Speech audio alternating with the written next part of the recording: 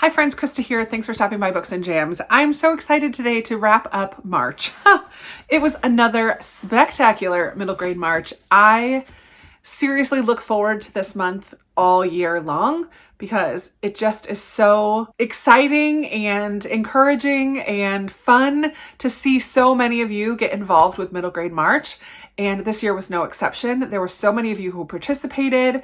I loved seeing the post on Instagram and on YouTube and our lives and the reading, and it was just all the things. It was just so much fun. So I, this year, decided to do middle grade Mondays throughout the month of March because I knew I was going to be reading a ton. And it's true, I did. I read 33 books in total in March.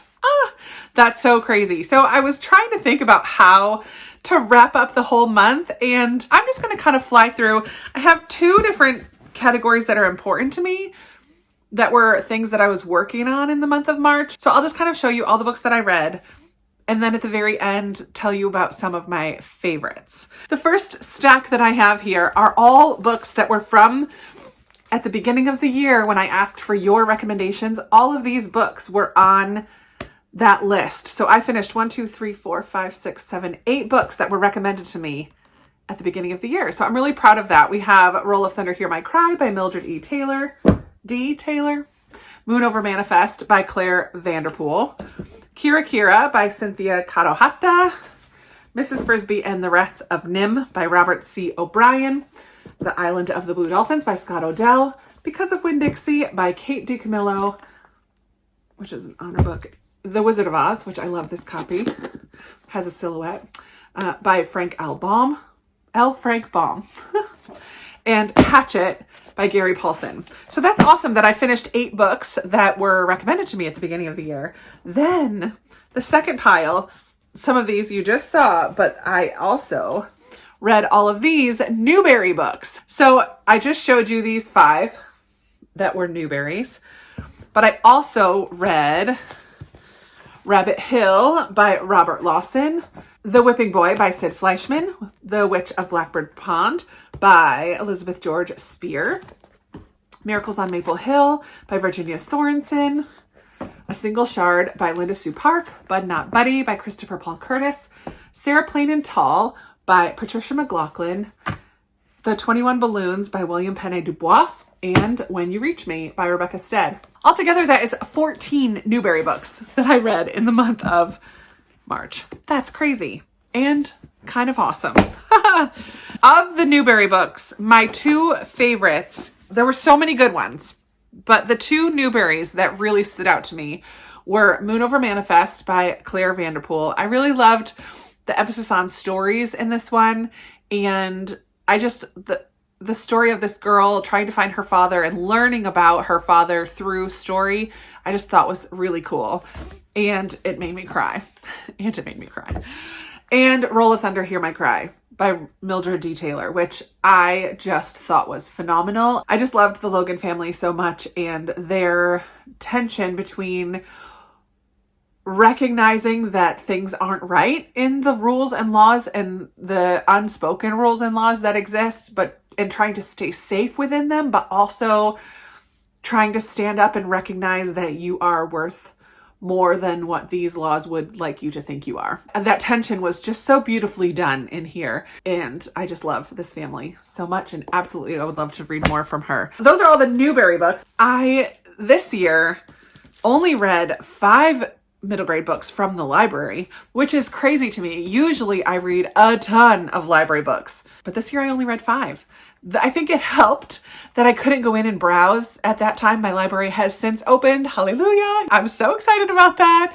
But at the beginning of March, when I normally would go and just browse the middle grade shelves and bring home a ton of books, this year I didn't. But I do have 5 library books, and they were good ones. Really good ones.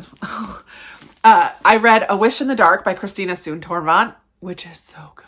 This won a Newbery Honor Book this year. Then the duology of Finding Langston and Leaving Lyman that Amanda from the Curly Reader introduced me to. And these books were fabulous. They're just little tiny ones, but just, so good. So good. Jacqueline Woodson's book, Before the Ever After, which is a book written in verse. about a father and son relationship. And this was so beautifully done as well. Very grabbed my heart in the simplest little ways, which I just thought was so well done. Oh, so good. And The Extremely Inconvenient Adventures of Bronte Meadowstone, which might have been the most fun book that I read this month. I was just giggling towards the beginning. It was silly. I really think that this would be a fun read aloud. I could see the kids that I nanny just cracking up at some of the adventures that Bronte has to go on. There's a little bit of a mystery mixed in here. I think this might have been the most quirky and fun book that I read in March. So fun. So good. And those books have to go back to the library. Then I just have some randos, some random books here. Let's see. This was a Christmas book exchange book from Lindsay, The Miscalculations of Lightning Girl by Stacey McNulty. That was really good. Malamander by Thomas Taylor, which I was kind of hoping to use for my fairy tale or retelling elements, but it didn't really fit in there. I'm kind of bummed because the gold foil is starting to come off on the letter there. That's kind of a bummer. But yeah, it's still a fun book.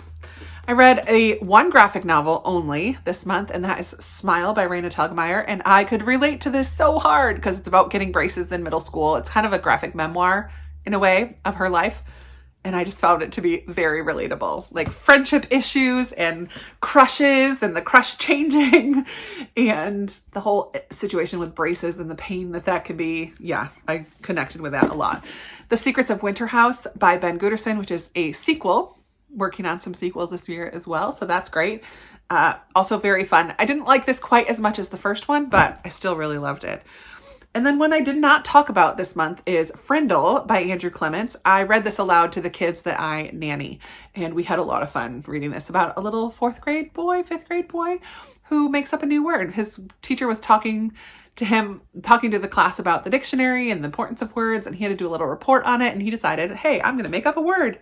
And he did, and it's Frindle, which is another word for pen, and the aftermath of that. Super cute story. I had only 2 adult books that I finished in March, and those were both fantastic. This first one is a nonfiction, The Lazy Genius Way, and I feel like I've talked about it already, so I'm not going to talk too much, but this is by Kendra Adachi. And if you're looking for a relatively short podcast, I think all of her episodes are about 20 minutes or less, just about being a genius about the things that matter to you. So finding out what matters to you and how to be a genius about it, and being lazy and letting go some of the things that don't matter to you. And that's going to be different for every person. So I did appreciate that there are 13 principles in here, but it's not like a B, C, do this kind of layout. It's like find what's important and then follow these principles within that. So good. I feel like I could read this again with highlighters and Post-it notes and get a lot out of it at different stages of life, or when I'm facing some big decisions or whatever. I just feel like it could be super helpful at different times, and we'll read that one again for sure. And the other adult book that I read is From Sand and Ash by Amy Harmon. Totally a different vibe from everything else. Historical fiction set during World War II. About childhood friends who grow up. One of them is, the girl is Jewish and the man grows up to be a Catholic priest. And it's about how the Catholic Church in Italy helps to rescue and save hundreds and hundreds, possibly thousands, a ton of Jewish people, children, families in the midst of the Nazi regime. Yeah, so good. And of course, there's a bit of a love story in that one as well. Then I just have 4 more. I'll save 2 of my favorites. I've kind of talked to about a couple favorites. Like all my library books can be considered favorites. Roll of Thunder was a favorite, but Green Glass House, I've talked about already. This was my Patreon book club book for the month of March. A mystery by Kate Milford, super fun. I am just so proud of myself that I figured out the twist. I am not usually very good at figuring out twists, and I totally did with this book. So yay for me. Then The Brave by James Bird was our group read. And I just wanted to thank everybody that participated in our conversation about this book. I know that this was a pretty polarizing book. There were a lot of people who really loved it and really connected with it emotionally. And there were a lot of people who saw some issues with it, and legitimate issues with this book. And I just really appreciate that everybody shared their thoughts and shared their opinions about it and shared the problems that they had and shared what they loved in a way that was healthy and respectful and kind and honest. I don't know. I just really appreciated the conversation that happened last Wednesday about this book. Yeah, thank you so much for reading it and for participating in that conversation. If you haven't watched it, it is on my channel. You can still check it out if you would like to hear what different people thought about this book. Yeah, I know people who DNF'd it, and I know people who cried, like sobbed at the end because they loved it so much. So definitely it was pretty polarizing, but I think that that's fantastic. It made for a really good discussion, and the cover is stunning. I'm not sad that that was our choice. I mean, we always hope that there's going to be a 5-star read that everybody is just going to fall in love with. And that would be great, but that doesn't always lead to the best discussion. I'm glad that it wasn't a hit for everybody. Sorry if it wasn't a hit for you, but I do appreciate, and I think the discussions that we had were super important. So yay, thank you for that. 2 more that I loved this month. One is Echo Mountain by Lauren Wolk. Lauren Wolk is one of the 6 authors that I wanted to read in 2021, and so is Amy Harmon. So I did 2 of the 6 this month. I read the first book that I've ever read from these 2 authors. So that's another goal for the year that I worked on in March. Echo Mountain, it was so good. I read this very early in the month, and I actually listened to it on audio. I really love this cover too. It's different from other covers that you see, but I just thought it was great. It takes place in the Depression era of this family. Both parents kind of lose their jobs, and so they move up onto Echo Mountain, and they have to kind of learn how to survive in the mountain, like how to plant things and raise animals. And there's an accident one day, and the dad ends up in a coma, and the one daughter kind of blames herself for it, and she goes up the mountain to find the old hag who she thinks potentially has healing abilities. So it's just about this family, and I loved it so much. I'm really excited to read more Lauren Wolk, and I have 2 more of hers on my shelves already, so that will happen at some point. And then probably my favorite book of the month was Other Words for Home by Jasmine Warga. I listened to this on audio from the library, and then one of you so graciously sent this to me. So thank you, thank you, thank you. This is a Newbery Honor book as well. And this is another book written in verse about this young girl and her family who live in Syria and what that is like. And she loves her homeland so much, but because of political happenings there, she and her mother moved to America in hopes of getting things settled and set up so that her brother can come and her father, and then moving to America. And what's that like in middle school, to move to a place where you don't speak the language and you don't understand the culture? You just have a hard time making friends, and you're different from everyone else. And the love in this family was so beautiful. Again, it just kind of reminds me in a way of Before the Ever After. I just love books written in verse because I feel like there are such beautiful moments in the simplicity of life, and just the way that it's able to be worded when it's poetic, when it's a poem. I don't know. I just thought it was so good. And if you're intimidated or don't think a book in verse would be for you, I really would recommend listening to it on audio, because you don't get taken out from the story by the layout or by how it looks. You just are able to listen and absorb. And I just absolutely loved this. I thought it was fabulous. That's it. 33 books. Holy moly. That was a big reading month for me, and such a great reading month. I would love to chat with you. How was your middle grade March? How did it go for you? Did you read one middle grade book? You're still in. That counts. You participated.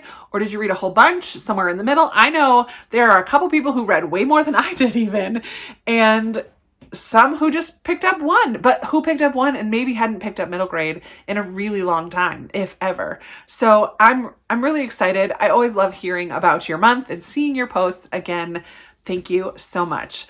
Don't wait until next March to read another middle grade, please. There are so many good ones out there. And that's it. That's it for me today. I would love to chat with you down in the comments about your middle grade March. What was your favorite read of the month?